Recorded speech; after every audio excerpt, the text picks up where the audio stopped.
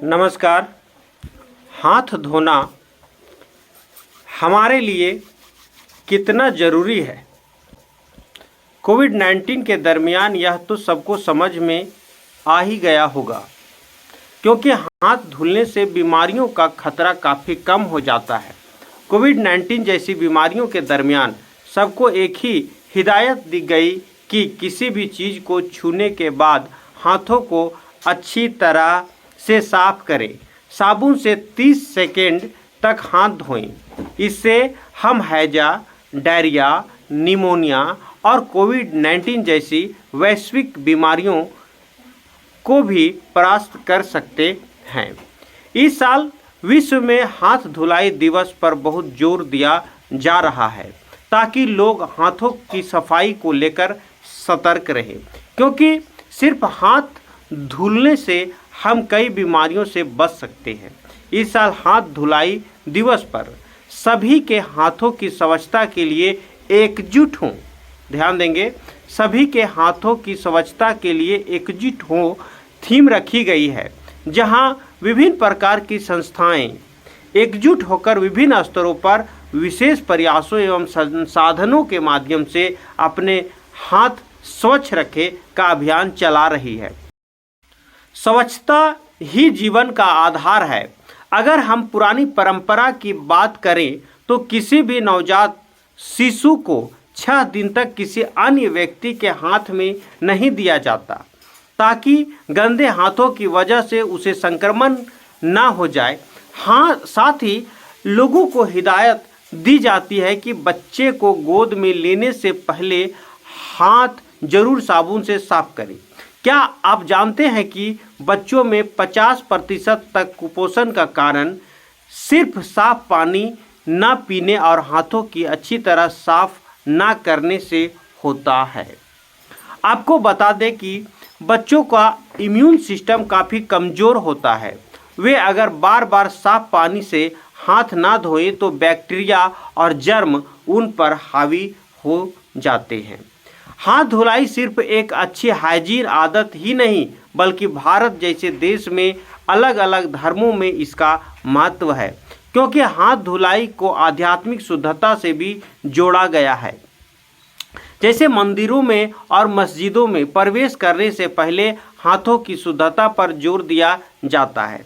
पुराने समय में घरों के बाहर लोग पानी की व्यवस्था करके रखते थे, ताकि जो भी मेहमान घर आए वह पहले हाथ को धोएं, फिर घर के अंदर प्रवेश करें, ताकि मेहमान सिर्फ खुशियां लेकर।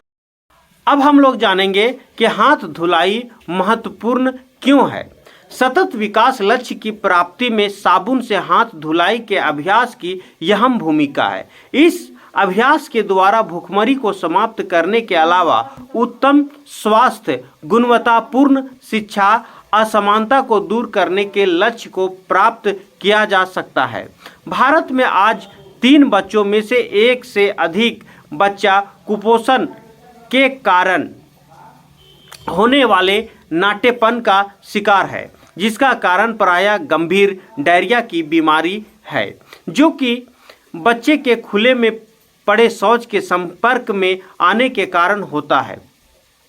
यह बच्चों के शारीरिक और मानसिक विकास दोनों को प्रभावित करता है तथा उनके सीखने की क्षमता को प्रभावित करता है, जिसका असर आगे चलकर उनकी आय प्राप्त करने की क्षमता पर पड़ता है।